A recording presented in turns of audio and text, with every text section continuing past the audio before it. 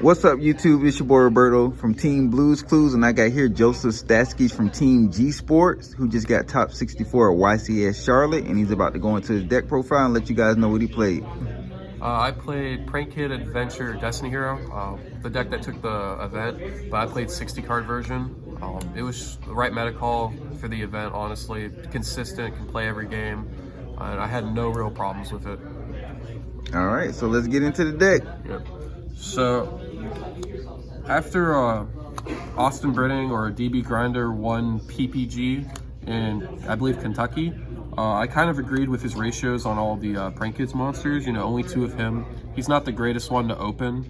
You want to open the other one so you know which spell you want to dump with him. Say your doo-doo-doo gets impermed or veilered. I never wished I had more or less. This was perfectly fine. Got to see a kid about every single hand I played. To go with it is the 3 field spell and then 1 of each of the spells. You honestly don't need to play any more of this in 60. You don't really want to open it. They're just good to get via the engine, and then this helps chain block, so you play it. As for the adventure engine, it's probably the best engine in the deck, so we decided to max out on how many water girl you have. You have to see this to chain block your kid, and it's just insane. Like, this is probably getting hit on the ban list. Too good. And since we're playing 60, I played 2 Faithful. When the first one gets Ghost Triggered, having the second one as follow-up is insane. I just need them to match rarity. And then these cards, you know, no one ever plays more than them. I only played 2 Illusion and 2 Souls. Seeing it too much of this is not great, and I play Small World, so I can search it if need be. And this is only really good when you see the Brave engine. Like, the Prank Kid engine doesn't give you a whole lot of spells to draw off of outside the field spell, so it was fine. And the extender is really nice to go into Anaconda or Dark. Can't really complain about this at all. The best part about the deck, oh my god, DPE Turbo. Not much to say about this. We could play more, I'd play more.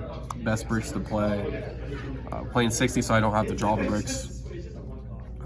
Small World, not much to say. This card was absolutely insane. Being able to search Kid, Water Girl, Hand Trap for the specific matchup, or even Souls to keep digging for more cards so you can draw 4 during your turn 1. Dang. Like, Small World was just really good. The 1 Terraforming, and then where my list differs from other Prank Kids list is I play Set Rotation Mine. Ooh, that's some spice. No one really respects mine. They're like, I have Draco back, so I have an out. But if I'm able to out your Draco back and slap a mine on you, especially in my mirror match, they can just be stuck the entire game, and I can eventually deck them out. There was a couple matches where I activated this, got like 5-6 cards to my hand, saw what I needed, would summon a DPE, trade with their whole board, and then push for game while under mine. And it was just insane. Like, it was good.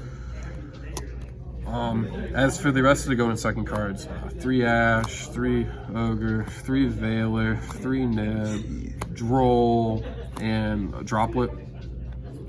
I kind of wish I made that Gamma. Flunder is a rough matchup, and being able to hit Shifter is really important, so I probably will move that to the main. But as for the rest of the hand traps, they worked really well. This is really good against the mirror, this is good against everything, and all these hurt combo in some capacity.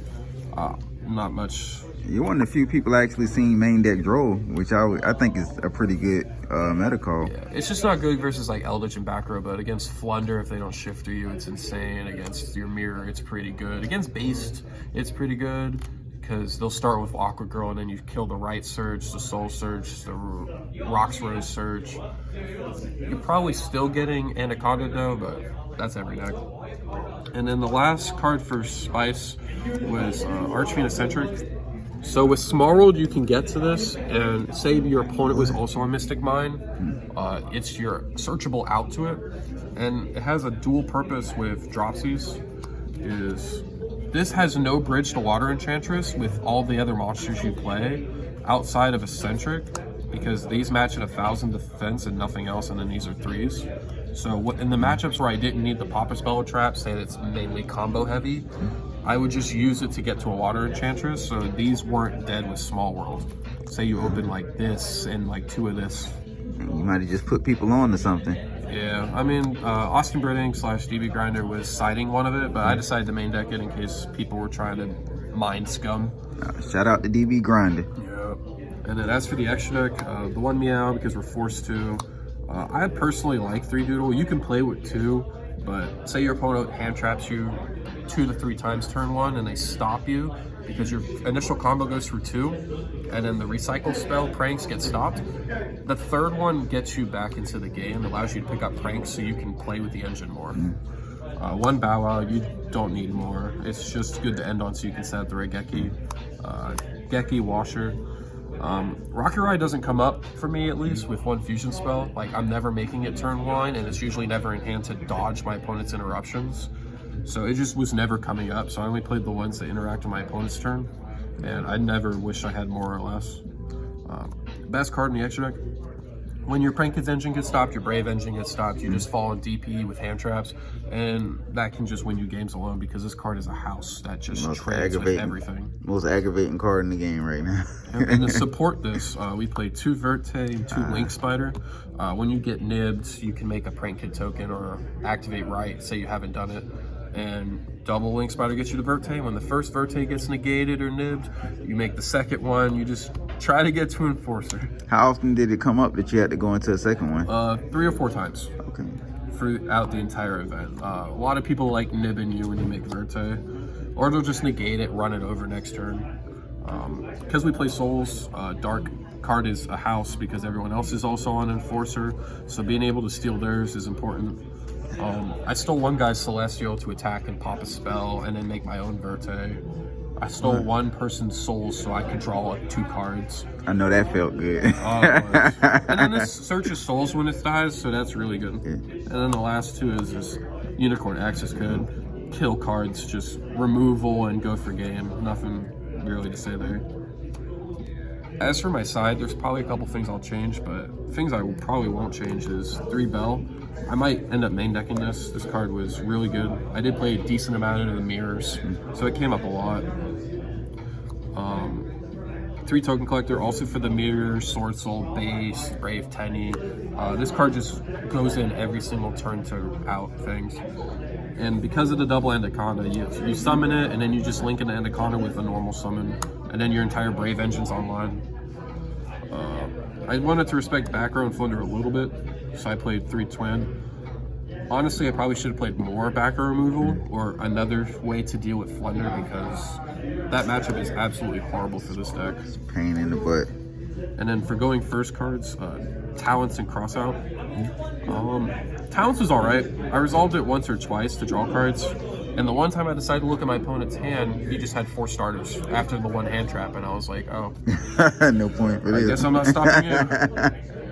Crossout, every time I saw it, was game-changing, especially in mirror matches. Hitting right, Fusion Destiny is the Prank Kid's effects engrave. If I could play 9, I'd probably play 9 on the side, honestly. And so Crossout worked out good for you this past weekend? Oh yes, that's definitely staying in no matter what, because people will also side Bell and Token Collector versus you. So when you go first, you side at least one of them in to hit with the Crossout. So you think you're going to stick with this deck going forward, or are you planning on making any changes?